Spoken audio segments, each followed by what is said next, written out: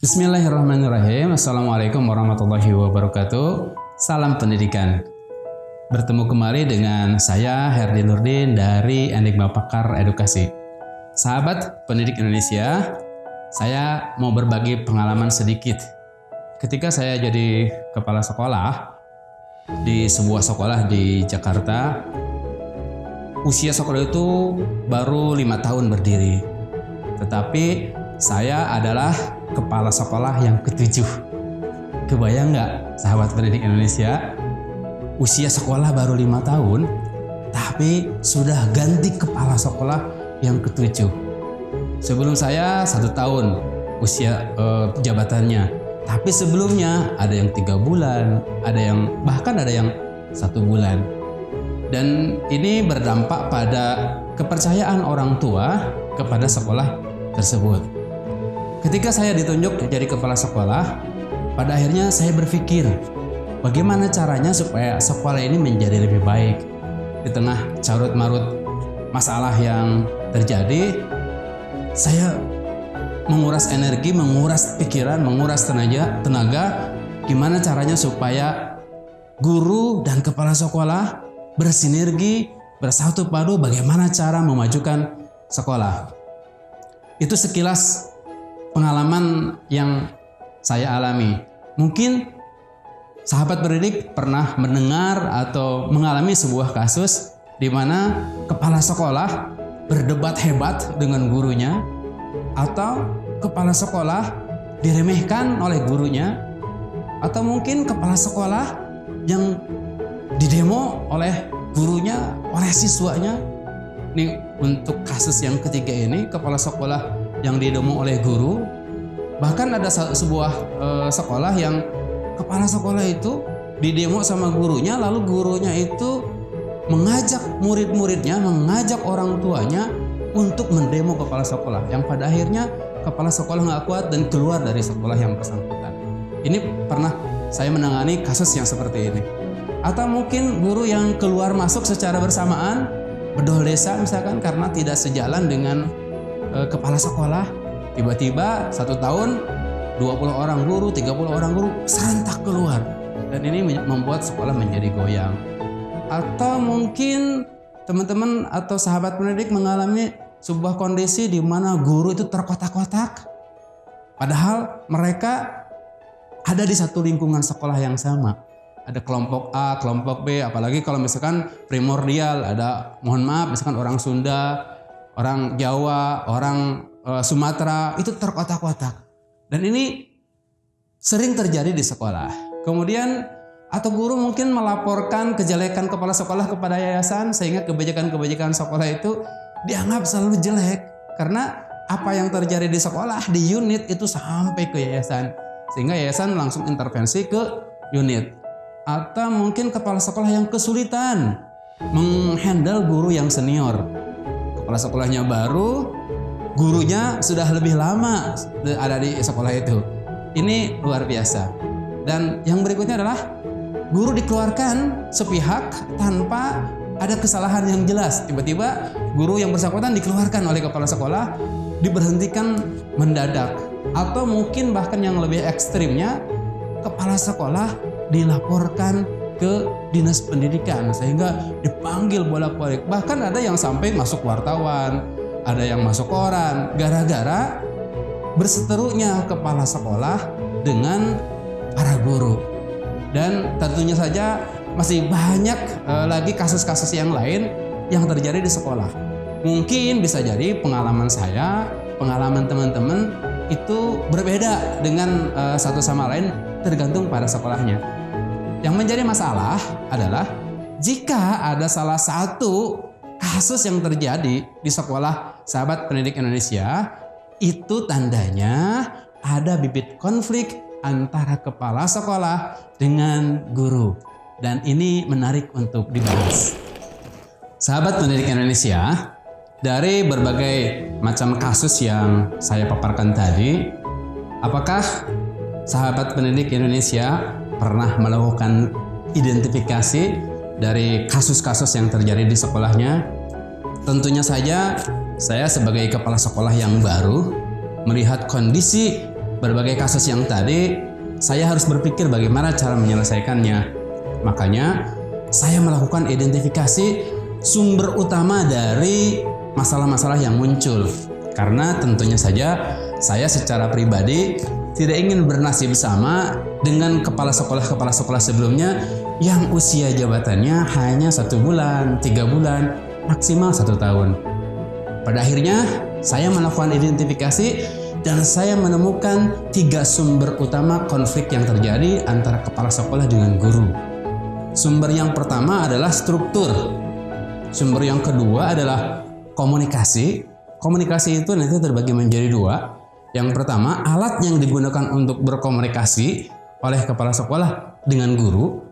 Dan yang keduanya adalah cara berkomunikasinya. Sementara sumber yang ketiga adalah karena personil.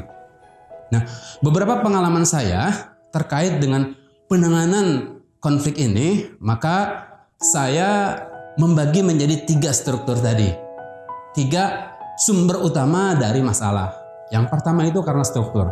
Yuk, kita detailkan masalah-masalah apa saja yang muncul akibat dari struktur yang terjadi. Contoh, misalkan yang pertama, kepala sekolah masih mengajar atau memiliki jabatan ganda. Nah, ini sering terjadi. Satu sisi kepala sekolah ada atasan tertinggi di satu unit. Yang kedua, di sisi yang kedua, kepala sekolah harus ngajar. Yang tugasnya sebagai guru, dia harus menyiapkan RPP, dia harus mengajar, dia harus dievaluasi, dia harus disupervisi, dia harus membuat soal, dia harus menganalisis soal. Ketika jabatan dia sebagai jabatannya guru, maka yang mensupervisi itu adalah wakil kepala sekolah bidang kurikulum. Sementara secara jabatan di unit, wakil kurikulum adalah bawahan langsung dari kepala sekolah, atau kepala sekolah itu atasannya wakil kurikulum. Sehingga muncullah konflik di situ. Bisa jadi enak tidak enak, wakil kurikulum menilai kepala sekolah, dan ini memunculkan ketidakadilan atau perasaan tidak enak tadi ketika wakil kurikulum menilai kepala sekolah. Karena di sisi yang lain, kepala sekolah menilai wakil kurikulum. Contoh kasus yang kedua, misalkan kepala sekolah masih terlibat di 2 peran sekaligus dalam satu waktu. Contoh, ada sebuah sekolah yang kepala sekolahnya adalah PNS dan dia kepala sekolah di sekolah yang lain. Sehingga dia memiliki peran ganda. Kepala sekolah di sekolah yang bersangkutan, tapi di sisi lain kepala sekolah di sekolah yang lain. Atau mungkin kepala sekolah sekaligus juga pengurus yayasan. Satu sisi pengurus yayasan harus mensupervisi kepala sekolah dan meminta laporan dari kepala sekolah, tetapi di sisi lain kepala sekolah melaporkan dirinya sendiri, mengevaluasi kinerjanya sendiri kepada dirinya sendiri. Nah, ini ribet urusannya ketika struktur ini tidak jelas. Jadi ini yang pertama ya, yang karena struktur tadi yang mengakibatkan konflik antara guru dengan kepala sekolah. Contoh kasus yang kedua atau masalah yang muncul yang kedua adalah Capsek terjebak masalah teknis. Biasanya kalau kepala sekolah terjebak pada tataran teknis, ini rata-rata kepala sekolah tidak paham job desk-nya, tidak paham uraian tugasnya. Mungkin karena tidak disampaikan oleh yayasan atau dia tidak mencari sendiri, sehingga dia terlibat pada hal-hal yang sangat teknis. Contoh, kepala sekolah harus menyiapkan minum. Kadang-kadang ada kepala sekolah yang buka pintu gerbang dia, nyapu juga dia, nyambut guru juga dia, ngajar juga iya, bagian keuangan juga iya. Akhirnya apa? Kepala sekolah itu tidak jelas level pekerjaannya tuh pada tataran mana. Padahal kepala sekolah itu lebih banyak pada tataran yang sangat strategis. Penyiapan konsep, pembangunan jaringan, penyiapan program-program baru. Nah, kalau masalah teknis ini semua dipikirkan oleh kepala sekolah, lalu kenapa ada guru, kenapa ada wakil, kenapa ada orang-orang lain yang ada di sekolah tadi? Sehingga ini akan menjadikan sistem organisasi menjadi lebih tidak jelas. Nah, itu yang kedua, masalah yang kedua yang muncul, konflik dari kepala sekolah dengan guru. Yang ketiga, karena leadership kepala sekolah itu sendiri. Ini terkait dengan gaya kepemimpinan kepala sekolah. Kadang-kadang paradigma kepala sekolah terkait dengan jabatan ini kan berbeda-beda. Sahabat pendidikan Indonesia, ada yang menganggap bahwa jabatan kepala sekolah itu adalah bos, jabatan tertinggi yang harus dihormati, sehingga apapun harus gila hormat gitu. Padahal kepala sekolah kan harusnya melayani. Ada kepala sekolah yang menyebarkan semua delegasinya kepada bawahannya langsung. Dia hanya duduk diam saja, ongkang-ongkang kaki. Semua yang kerja adalah gurunya. Gurunya capek, kepala sekolahnya enak. Bahkan ada kepala sekolah yang datang lebih belakang, pulang lebih awal. Nih, gaya kepemimpinan ini yang membuat guru-guru menjadi lebih tidak nyaman. Dan ini memunculkan konflik yang luar biasa. Apalagi kalau kepala sekolahnya misalkan otoriter, mau menang sendiri, apa yang dia pendapatkan, apa yang dia usulkan harus semuanya mengikuti gitu. Sementara banyak ide-ide kreatif guru yang lebih baik sebetulnya dari idenya kepala sekolah tadi. Dan ini sekali lagi sahabat pendidikan Indonesia, sangat rentan gaya kepemimpinan ini memunculkan konflik antara kepala sekolah dengan guru. Contoh kasus yang keempat yang muncul dari sumber struktur itu adalah rentang kendali yang terlalu luas. Sebetulnya satu orang pimpinan itu memiliki batas pengendalian berapa orang yang harus dia supervisi, berapa orang yang harus dia kontrol. Kalau di sebuah sekolah, gurunya misalkan 200, kepala sekolah ngontrol semuanya, mengatur semuanya, mengevaluasi semua kerjaan yang 200 orang tadi. Kebayang berapa waktu yang diperlukan, berapa tenaga yang harus disiapkan, berapa pikiran yang harus dikeluarkan oleh kepala sekolah untuk mengontrol yang 200 orang tadi. Jadi kebayang capeknya kepala sekolah, super power gitu. So, kepala sekolah menjadi Superman, atau kalau perempuan kepala sekolahnya Superwoman. Ini sangat luar biasa. Nah, yang kelimanya dari konflik yang muncul gara-gara struktur adalah sistem pendelegasian yang tidak jelas. Banyak kepala sekolah yang hanya mempercayai beberapa orang saja dari gurunya, sehingga pekerjaan itu menjadi bertumpuk pada beberapa orang saja. Guru-guru yang lain tidak dilibatkan. Nah, pada akhirnya ketika guru yang lain tidak dilibatkan, dia merasa bahwa saya tidak memiliki sekolah ini karena memang saya tidak dilibatkan oleh kepala sekolah. Yang pada akhirnya guru yang tadi tidak terlibat membentuk kelompok baru. Kelompok yang mohon maaf bahasanya misalkan BSH, barisan sakit hati gitu kan ya. Sehingga dari situ muncul kelompok yang pro kepala sekolah, lalu kelompok yang tidak pro kepala sekolah. Kelompok yang memang acuh tak acuh dengan sekolah, atau kelompok yang memang bekerja keras untuk memajukan sekolah. Ini juga berbahaya. Ketika sekolah dikatakan sebagai sebuah sistem, tapi terjadi pengkotak-kotakan, terjadi fraksi-fraksi di guru-guru dan kepala sekolah itu sendiri. Nah, kemudian yang keenam, penyebab dari struktur itu adalah beban kerja yang tidak adil. Guru itu pastikan memiliki beban jam mengajar, baik yang tatap muka maupun yang non tatap muka. Ada guru yang ngajarnya sedikit, ada guru yang ngajarnya banyak. Ada guru yang menjadi panitia banyak kegiatan, tapi ada guru yang tidak pernah menjadi panitia kegiatan. Dan ini menyebabkan guru-guru yang banyak kegiatan tadi, banyak memegang kegiatan tadi, kalau kompensasinya tidak seimbang dengan pekerjaannya, maka ini akan memunculkan komplain. Sementara guru yang biasa-biasa saja, daya juangnya sedikit, kemudian etos kerjanya sedikit, dia akan merasa nyantai dan merasa nyaman dengan kesedikitan pekerjaan tadi. Kalau kompensasinya sama antara guru yang kerja keras dengan guru yang biasa-biasa saja, ini pun pasti ujung-ujungnya adalah memunculkan konflik. Makanya harus ada kestabilan pekerjaan, penyebaran pekerjaan dari masing-masing guru. Nah, yang ketujuh, masalah yang muncul dari sumber masalah struktur adalah tidak adanya KPI atau Key Performance Indicator yang jelas dari kepala sekolah kepada guru. Ini yang memunculkan kebingungan bagi guru. Kepala sekolah menilai guru itu ya semaunya dia. tanpa diketahui indikator keberhasilan guru tersebut dalam menyelesaikan sebuah pekerjaan. Nah, kalau ini terjadi di sebuah sekolah, maka akan sangat berbahaya karena guru akan berpersepsi dia melakukan yang terbaik, sudah melakukan yang terbaik, sementara penilaian kepala sekolah guru belum berbuat apa-apa. Banyak yang mengira bahwa saya sudah yang terbaik, melakukan yang terbaik, cuma penghargaan dari kepala sekolah itu tidak ada. Nah, tetapi ketika kepala sekolah versinya saya inginnya begini, tapi kok Anda melakukan seperti ini, ke gurunya begitu, sehingga disitulah muncul gap persepsi antara yang diberikan oleh guru, apa yang diinginkan oleh kepala sekolah itu berbeda pada akhirnya. Nah, ketika ada perbedaan ini, itu pun pasti akan sekali lagi memunculkan konflik. Nah, ini ada 7 masalah yang bersumber dari struktur.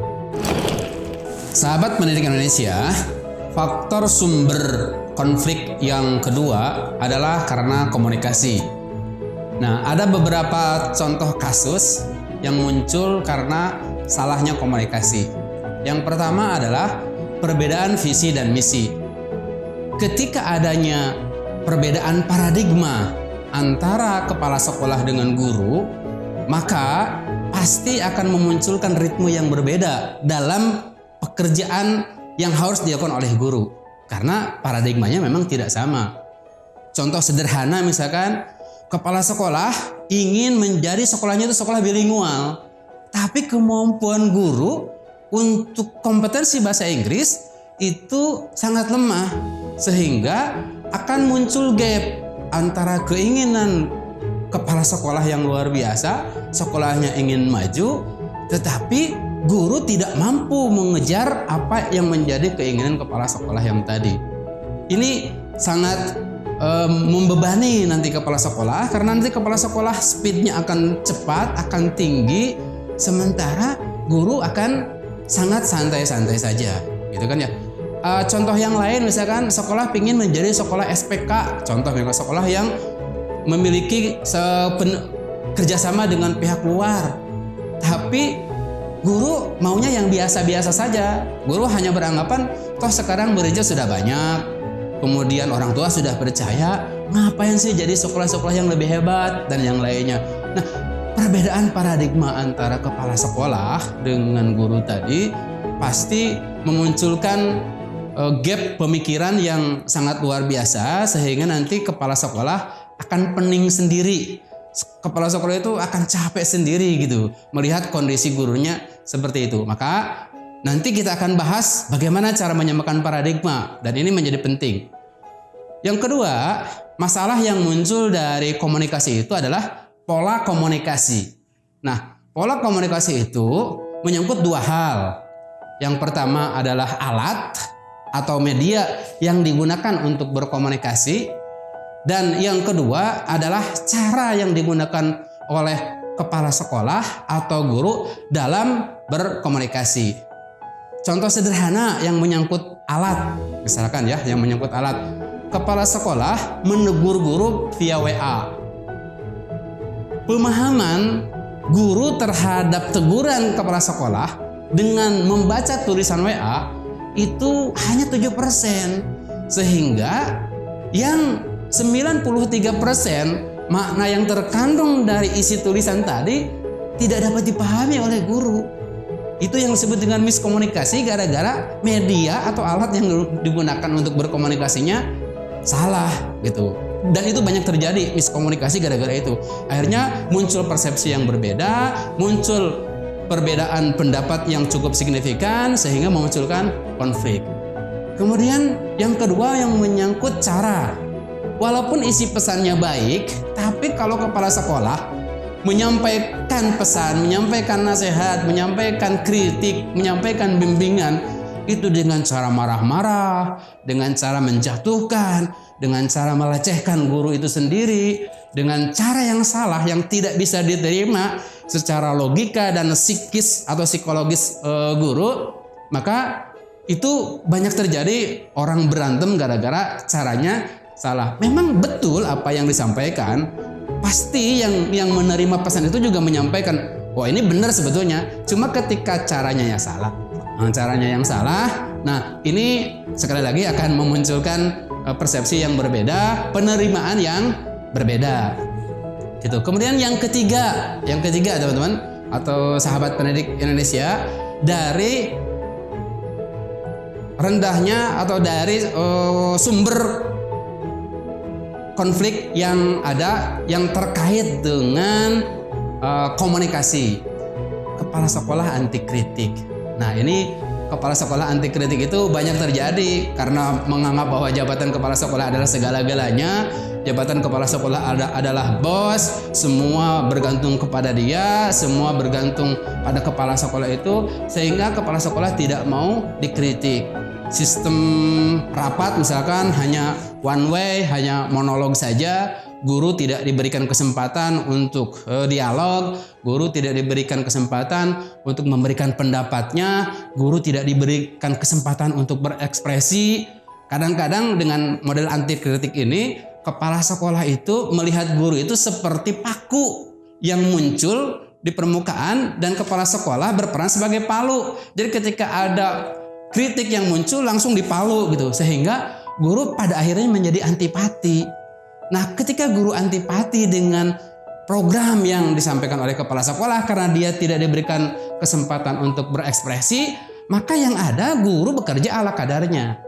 Ketika guru bekerja ala kadarnya hanya menggugurkan kewajiban, yang terjadi adalah stagnasi dari kemajuan sekolah karena guru tidak berekspresi, tidak ada inovasi-inovasi baru yang dilakukan oleh guru. Karena kalaupun berinovasi nantinya akan mentok di kepala sekolah, sehingga ini akan memunculkan kejenuhan bagi guru, bagi orang tua, bagi siswa, karena sekali lagi guru sangat ketakutan untuk berekspresi. Kalau sekolah, apalagi sekolah swasta, tidak memiliki kreativitas yang baik, maka ujung-ujungnya ya ditinggalkan karena muncul kejenuhan dari orang tua, muncul kejenuhan dari siswa terhadap pelayanan sekolah itu menjadi ya stagnan, tidak berubah, tidak ada progres yang luar biasa. Dan ini tiga hal ini yang dari sumber komunikasi. Yang pertama adalah pola komunikasi yang menyangkut dua hal. Yang pertama adalah alat dan medianya. Yang kedua adalah paradigma, gitu, karena perbedaan visi dan misi. Dan yang ketiga adalah anti kritik. Itu sumber dari komunikasi. Sahabat pendidik Indonesia, sumber utama konflik antara kepala sekolah dengan guru yang nomor 3 itu karena personal. Personal ini menyangkut aspek kepribadian kepala sekolah atau kepribadian guru sendiri. Biasanya ada beberapa masalah yang menyebabkan aspek ini muncul. Contoh misalkan yang pertama, guru kurang pengalaman. Ketika sekolah memiliki guru baru, guru yang baru lulus dari universitas, kan tentunya saja pengalaman mereka secara praktek di lapangan dalam hal handling anak, dalam hal mengajar, itu masih minim.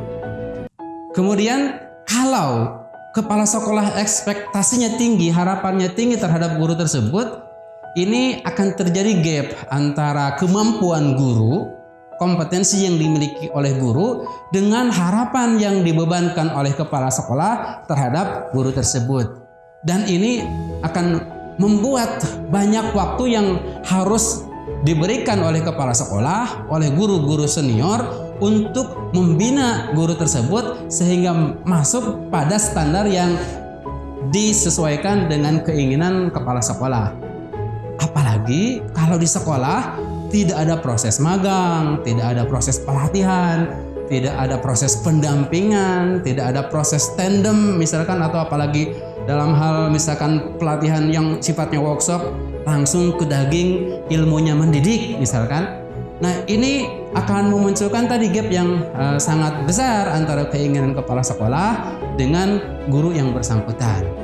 Makanya kepala sekolah harus mencari guru-guru yang paling tidak mau diatur, paling tidak mau dididik, kepala sekolahnya mau bersabar dalam kondisi guru yang lemah kompetensinya, si guru harus memiliki kemampuan untuk belajar supaya dia cepat-cepat sesuai dengan standar yang diinginkan oleh kepala sekolah masuk pada area itu.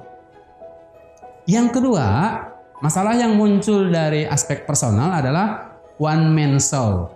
Kepala sekolah sulit mempercayai orang lain sehingga kepercayaan pekerjaan itu harus dia yang melakukan. Dan kalau ini terjadi, nanti kepala sekolah punya dua penyakit. Yang pertama migrain, yang kedua vertigo. Karena pusing mikirin semua pekerjaan, dia harus yang handle. Sementara harusnya kan ada aspek pendelegasian, misalkan ya pembagian tugas yang jelas antara satu guru dengan guru yang lainnya. Kalau semua pekerjaan itu yang menghandle adalah kepala sekolah, ya dia seperti sedang menggali kuburannya sendiri, gitu kan ya. Kenapa? Ya karena kemampuan manusia itu sangat terbatas. Tidak bisa semua orang mengerjakan atau satu orang mengerjakan semua hal. Dan kasihan kepala sekolah dengan model yang seperti ini, one man show. Akhirnya depend on. Kalau sekolah sudah depend on, bukan by system, maka ketika kepala sekolah itu pergi, akan ada proses perubahan yang berbeda dari kepala sekolah yang lama dengan kepala sekolah yang baru, atau ada paradigma yang berbeda antara kalau kepala sekolah yang lama dengan kepala sekolah yang baru.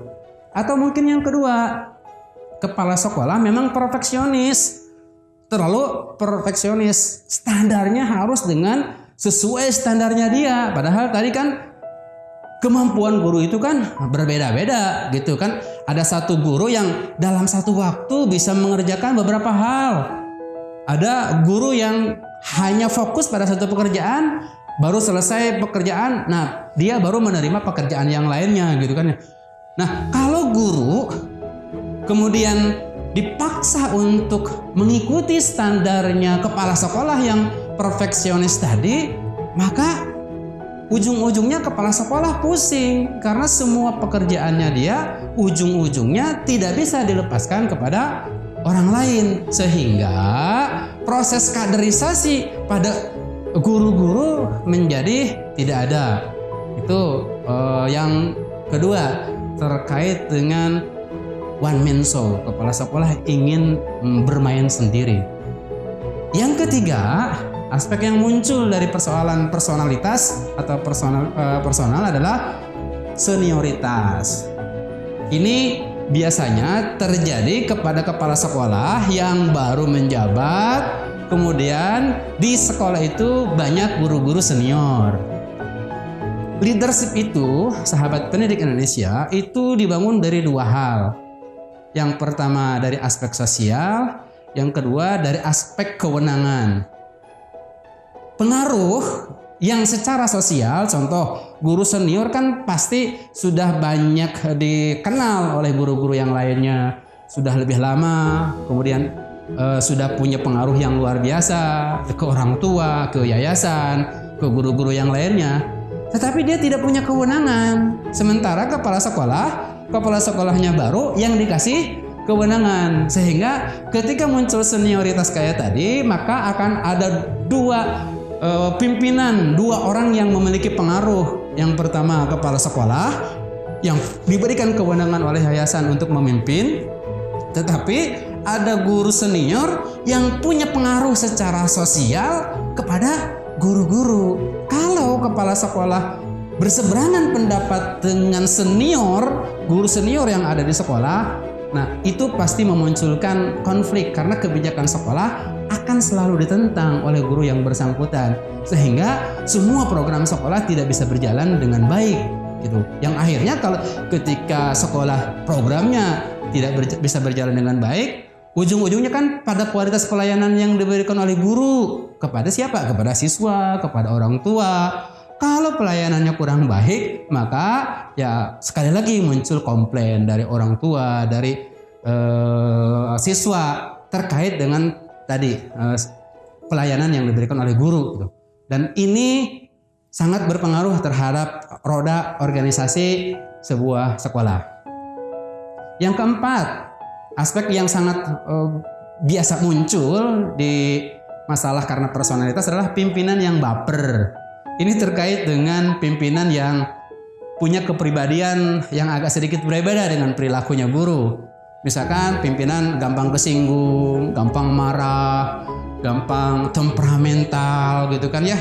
Luar biasa. Kalau punya pimpinan baper, guru-guru itu akan sangat tidak nyaman bekerja dengan pimpinan yang sangat baper. Padahal seharusnya pimpinan kan melayani, bukan hanya untuk dilayani, tapi bagaimana pimpinan itu melayani para guru. Sehingga pimpinan memang harus kuat secara mental, harus kuat secara fisik. Kalau pimpinan baper, dikit-dikit sakit, guru tidak masuk, dia stres, orang tua komplain, dia stres gitu kan ya.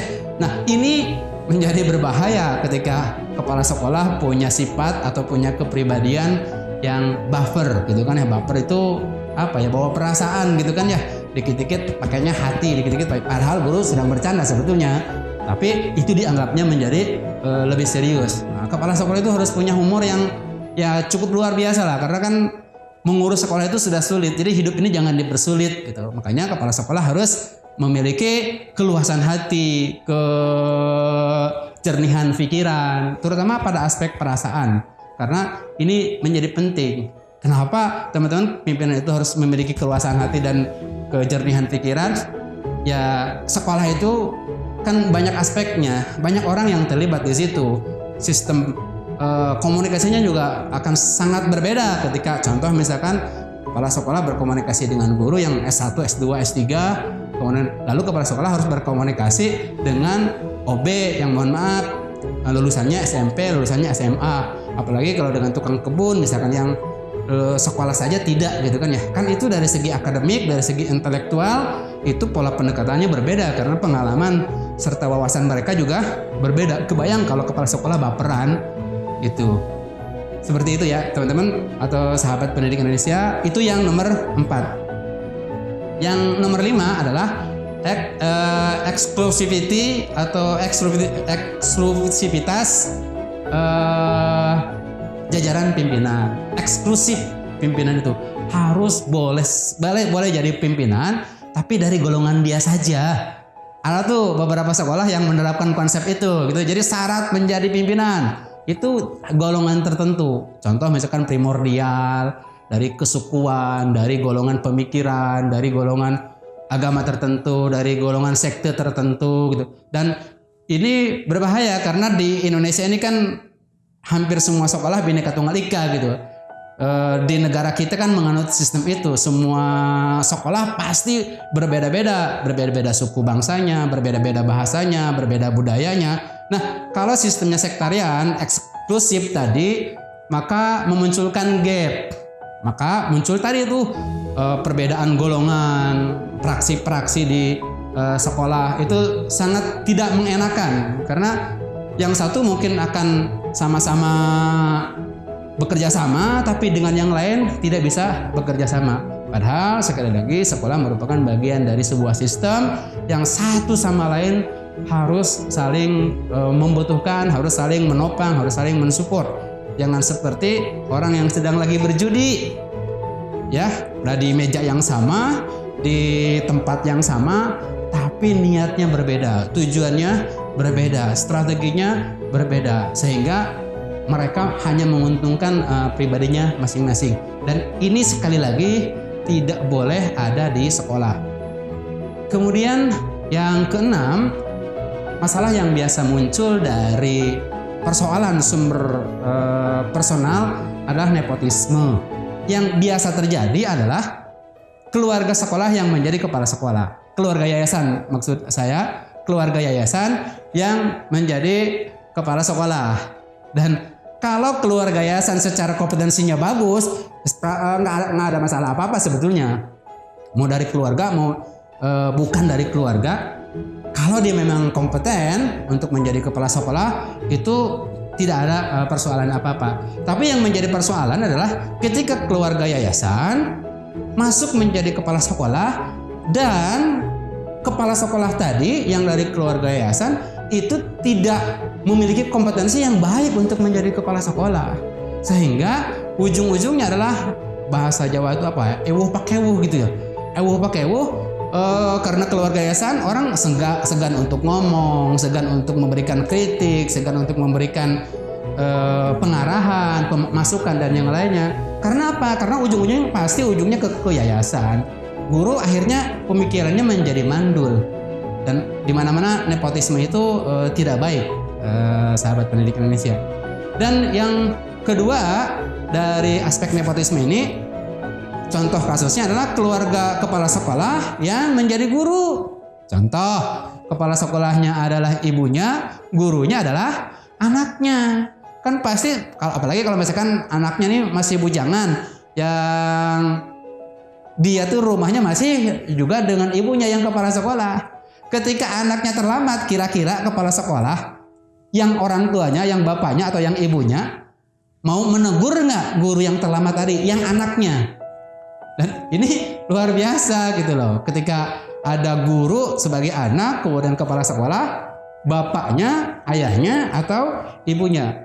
Nah, proses reward and punishment atau hukuman dan hadiah itu akan menjadi tidak berjalan, karena penilaiannya kan pasti ujung-ujungnya penilaian kekeluargaan. Artinya ya golongan darah lah, satu darah, satu nasab, masa dimaki-maki gitu kan ya, atau dimarahin atau dinasihati di depan umum, kepala sekolah menasihati anaknya sebagai gurunya. Dan ini menjadi tidak sehat hubungan organisasi seperti ini, karena memang banyak terjadi. Makanya kalau misalkan ada di sekolah yang model seperti itu, baiknya itu tidak satu unit. Contoh misalkan kepala sekolah dia di SD, nah anaknya simpen di SMP, atau tidak langsung berhadapan antara kepala sekolah yang keluarganya dengan keluarga yang tadi anaknya atau ponakan atau siapapun dalam bentuk keluarga tadi. Dan memang ada beberapa keputusan dari HRD beberapa sekolah tidak bolehkan atau melarang satu keluarga berada pada satu yayasan misalkan ya. Tapi ada juga yang membolehkan tetapi beda unit gitu. Kalau masih beda unit nggak ada masalah. Nah, kerugiannya kalau misalkan contoh ada guru, suaminya guru. Nah, guru perempuan sedang melahirkan. Pasti kan suaminya menungguin kan, nungguin istrinya yang sedang melahirkan. Ketika istrinya kan pasti cuti, tidak masuk kelas kan, tidak ngajar gitu. Pasti izinnya dua orang. Suaminya alasannya mendampingi istrinya, istrinya alasannya melahirkan, sehingga sekolah kehilangan dua orang sekaligus gitu. Dalam satu waktu, dua kelas kosong, dan ini akan merepotkan kepala sekolah pada aspek proses pembelajaran. Nah, itulah beberapa hal yang muncul akibat persoalan dari sumber personil. Sahabat pendidik Indonesia, sekarang saya akan menjelaskan tentang bagaimana solusi dari masalah konflik antara kepala sekolah dengan guru. Ada beberapa seni yang saya gunakan untuk membangun sinergi antara pimpinan dengan guru. Tetapi sebelum solusi saya jelaskan, saya ingin menyampaikan dulu beberapa keterampilan yang harus dimiliki oleh kepala sekolah secara praktis. Yang pertama, kepala sekolah itu harus memiliki keterampilan meneladankan. Artinya, kepala sekolah itu harus menjadi contoh yang baik. Dia harus melakukan terlebih dahulu sebelum gurunya melakukan. Contoh sederhana misalkan, kalau kepala sekolah berharap gurunya disiplin, datang lebih awal, RPP semuanya sudah selesai, semua administrasi rapih dan yang lainnya, maka kepala sekolah harus bisa menjadi contoh. Datang lebih awal, RPP yang dibuat lebih rapih dan yang lainnya. Sehingga kepala sekolah tidak punya celah untuk diprotes. Nah, ini menjadi penting. Kenapa kepala sekolah harus melakukan duluan? Karena apa yang disampaikan oleh kepala sekolah akan bermakna jika sudah dilakukan terlebih dahulu, sehingga guru-guru akan bisa menjadi contoh. Cuma kadang-kadang contoh saja nggak cukup, harus ada yang kedua, yaitu bagaimana keterampilan menganjurkan.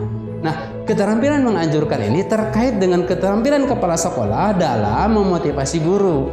Gimana supaya ritme kinerja guru itu terus tidak statis, terus dinamis, terus berkembang dari hari ke hari, dari tahun ke tahun. Bahkan kalau perlu, ketika guru melihat kepala sekolah, guru itu langsung sudah terinspirasi. Nah, ini kan kalau model kepala sekolah itu keren banget gitu loh. Kepala sekolah mampu memotivasi guru sehingga ketika guru berhadapan dengan kepala sekolah dan kepala sekolah berada di sekitar guru-guru, guru merasa nyaman, guru merasa aman, guru merasa tentram, ada pengayom, ada keluarganya di situ, ada penjaganya di situ. Sehingga sebelum kepala sekolah menyebutkan maksud tujuan pun kayaknya guru yang bersangkutan udah paham apa yang diinginkan oleh kepala sekolah. Sekali lagi, keterampilan yang kedua adalah keterampilan menganjurkan, harus bisa memotivasi.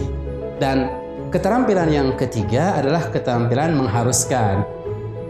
Kepala sekolah itu bukan hanya nyuruh, memotivasi, kemudian dibiarkan begitu saja. Harus ada reward dan punishment yang jelas. Ketika guru melakukan segala sesuatunya dengan baik, dia berprestasi, maka kasih hadiah, kasih penghormatan, kasih apresiasi. Tapi kalau ada guru yang kinerjanya kurang baik, kinerjanya di bawah standar, kepala sekolah lakukan pendekatan, lakukan pembimbingan, arahan, tanya kendalanya apa, lalu berikan solusinya. Kalau dia tidak memenuhi kualifikasi dengan standar waktu yang sudah ditentukan, maka kepala sekolah harus berani mengharuskan, harus berani nyuruh dengan tegas, harus berani memberikan punishment. Agar kepala sekolah memiliki ketiga keterampilan yang tadi saya sebutkan, keterampilan meneladankan, keterampilan menganjurkan, keterampilan mengharuskan, maka kepala sekolah harus memiliki modal. Nah, modal ini ada 5. Yang pertama, kepala sekolah harus memiliki keluangan waktu. Artinya, kepala sekolah mungkin waktunya akan lebih banyak di sekolah. Contoh sederhana, misalkan kepala sekolah datang lebih awal, pulang lebih belakang. Guru libur, kepala sekolah tidak libur, gitu. Ini yang salah satu yang saya selalu lakukan. Di pagi hari saya selalu datang lebih awal untuk memastikan menyambut guru, menyambut siswa, menyambut orang tua yang mengantar siswa. Memastikan semua proses pembelajaran persiapannya sudah baik, guru-guru sudah berada di ruang kelas dengan semua persiapan yang akan dilakukan untuk proses pembelajaran hari itu, sehingga orang tua menjadi lebih percaya ketika orang tua itu mengantarkan anaknya, lalu yang menerima anaknya itu kepala sekolah. Dan ini salah satu kelebihan menurut saya, karena orang tua ketika ada masalah langsung bisa bicara di situ, bisa ngobrol di situ, ada masukan bisa langsung di situ, sehingga masalah-masalah yang pretelan-pretelan itu bisa langsung diselesaikan.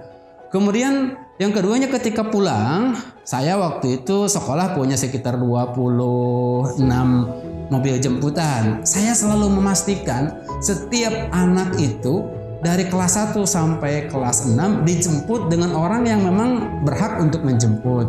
Saya cek mobil jemputan satu-satu dari nomor 1 sampai nomor 26.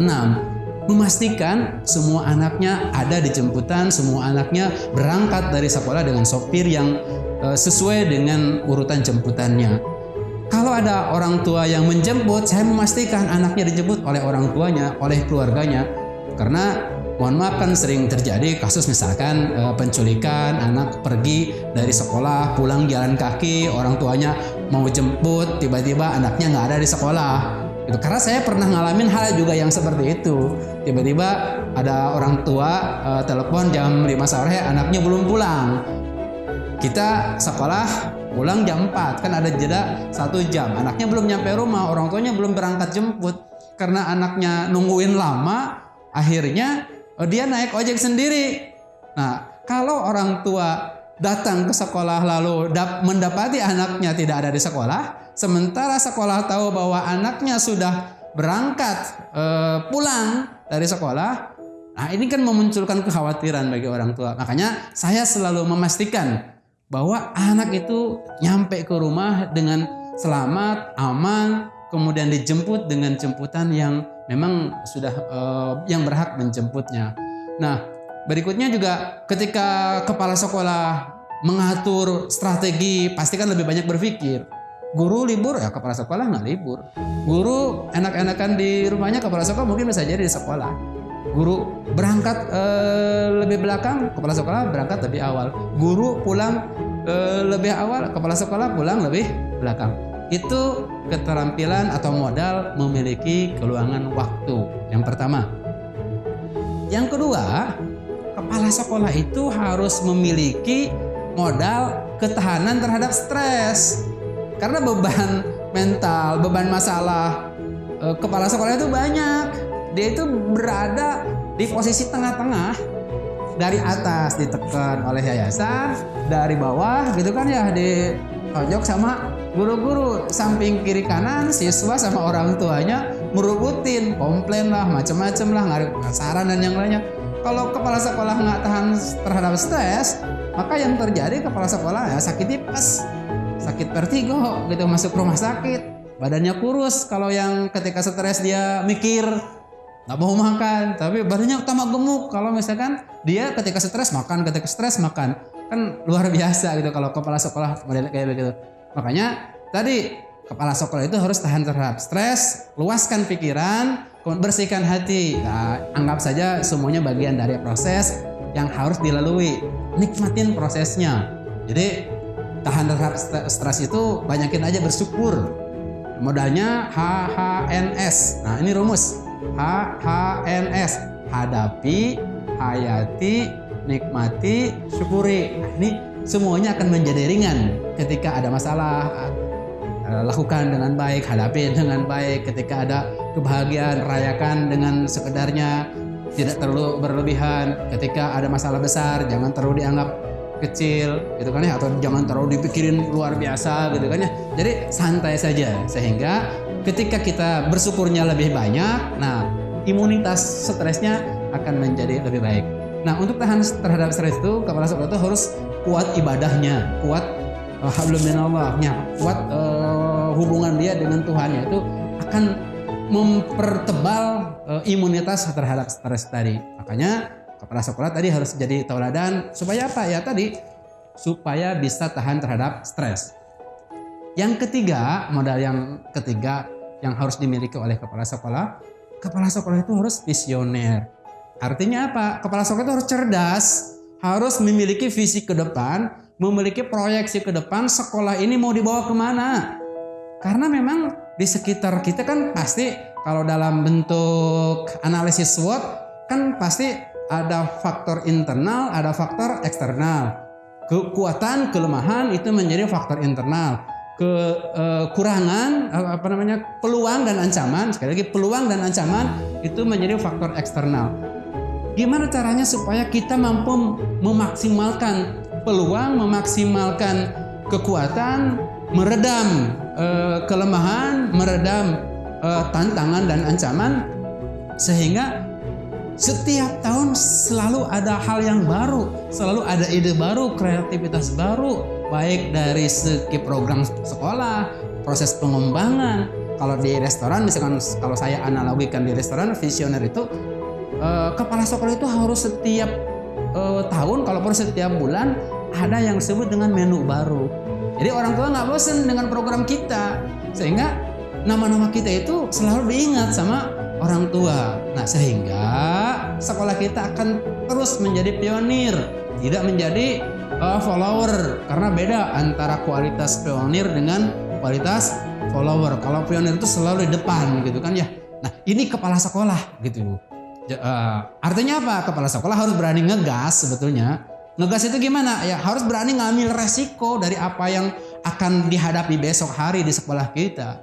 Ya kalau kepala sekolah nggak punya kekuatan, nggak punya keberanian untuk ngambil resiko, ya pasti kepala sekolah akan datar-datar saja gitu. Kenapa? Ya karena nggak berani ngambil resiko.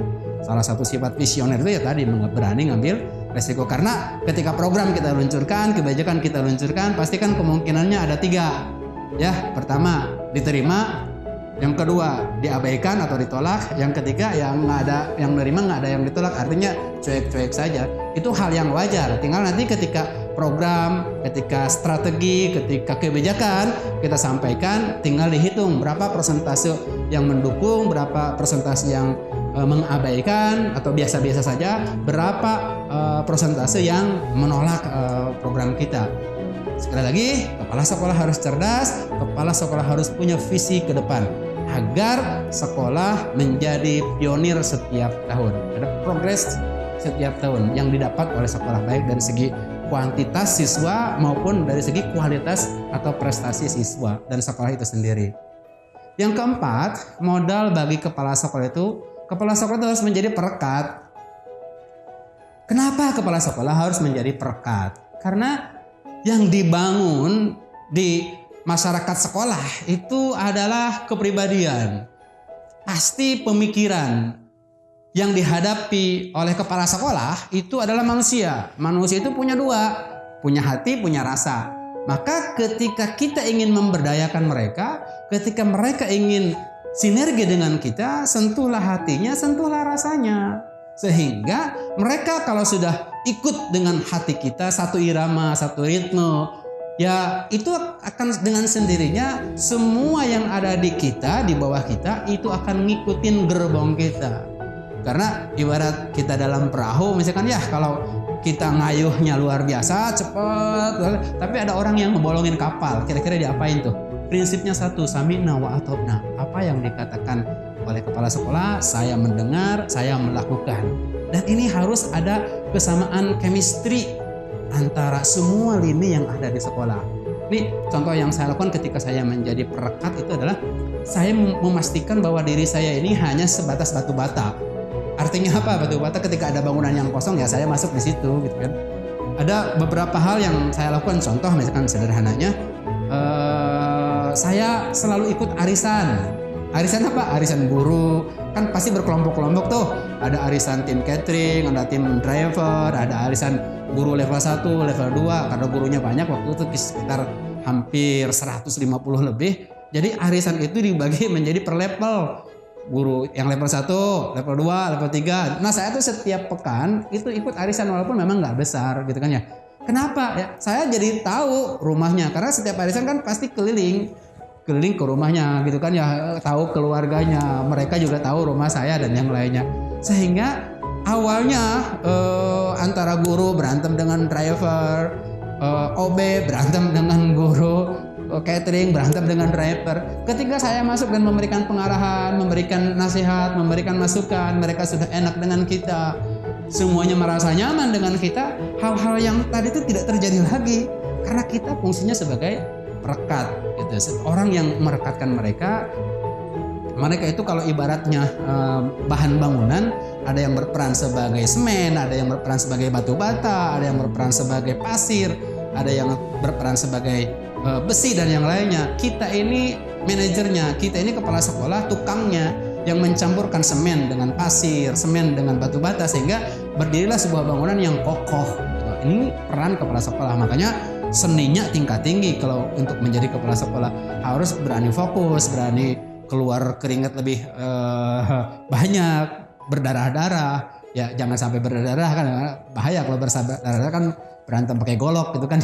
Nah gimana caranya supaya kepala sekolah itu menjadi perekat? Itu modal yang keempat. Modal yang kelima adalah berani pasang badan. Artinya apa? Tidak ada guru yang salah. Kepala sekolah harus ngejagain guru. Di contoh yang saya lakukan misalkan ya, orang tua itu tidak boleh komplain ke guru. Kalau orang tua komplain, datang ke ruangan kepala sekolah. Sehingga guru fokus ngajar, guru fokus memberikan pelayanan yang terbaik kepada siswa. Kalau guru lagi ngajar, orang tua komplain, ditelepon macam-macam, dia nggak fokus akhirnya. Sehingga pelayanan menjadi kurang memuaskan bagi siswa, pelayanan kurang memuaskan bagi orang tua gitu. Makanya saya jagain. Apapun yang terjadi ya salahnya salah kepala sekolah. Tapi kalau guru berprestasi, saya angkat gurunya, saya kasih prestasi gurunya, saya kasih apresiasi gurunya. Tapi kalau ada guru yang salah, selalu bilang itu salah saya sebagai pimpinan.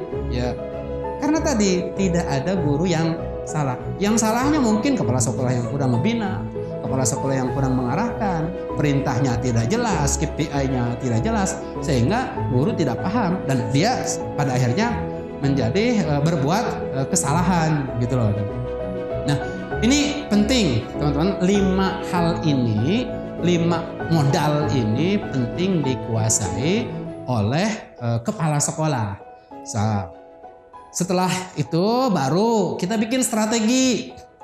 Kalau tadi tuh keterampilan, 3 keterampilan dikuasai sudah, 5 modal udah dikuasai, maka saya akan memberikan tips dan trik bagaimana membangun sinergi antara pimpinan dengan guru. Ini berdasarkan pengalaman saya, gitu kan ya. Ketika di awal-awal saya ditunjuk sebagai kepala sekolah, yang saya lakukan karena kondisinya waktu itu sedang sangat luar biasa, konfliknya di mana-mana, terjadi faksi di mana-mana, gitu kan ya. Ke dinasnya kurang baik, yayasan dengan guru kurang baik, dengan orang tua banyak komplain. Di tahun-tahun awal saya melakukan strategi yang pertama, yaitu adalah penyamaan paradigma. Penyamaan paradigma ini penting karena kalau kita mau menuju ke tempat yang baru, ke tujuan yang baru, kita ini harus tahu dulu, sepakat dulu kita ini mau kemana, pakai jalur yang mana, pakai kendaraan apa, hari apa berangkat, berapa bekal yang kita siapkan, proses di jalannya seperti apa. Nah, ini harus tahu dulu, jangan sampai perbedaan paradigmanya terlalu mencolok. Saya pingin ke Bandung misalkan ya, guru-guru pingin ke Jakarta, yayasan pingin ke Surabaya. Nah, ini nggak sinkron modelnya kayak begini. Makanya yang saya lakukan adalah penyamaan paradigma.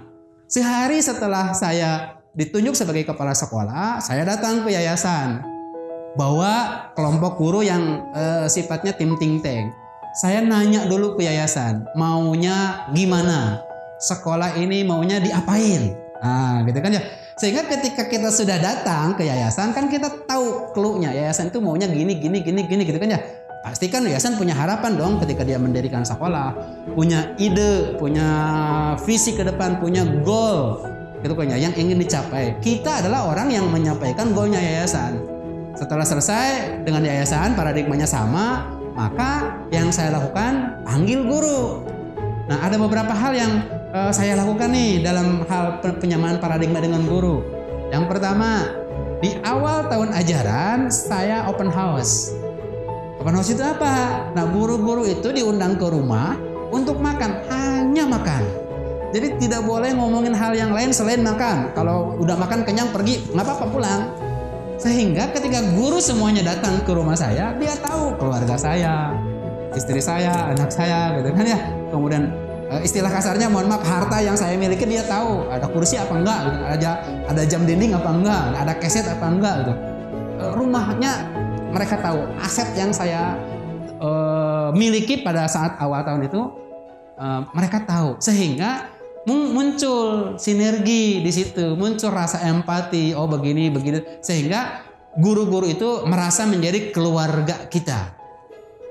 Ingat, kadang-kadang masalah itu hanya diselesaikan dengan makan, gitu kan ya, dengan tangan terbuka. Jadi ngobrol-ngobrol ngalor ngidul, tidak ada yang serius di situ, gitu kan ya.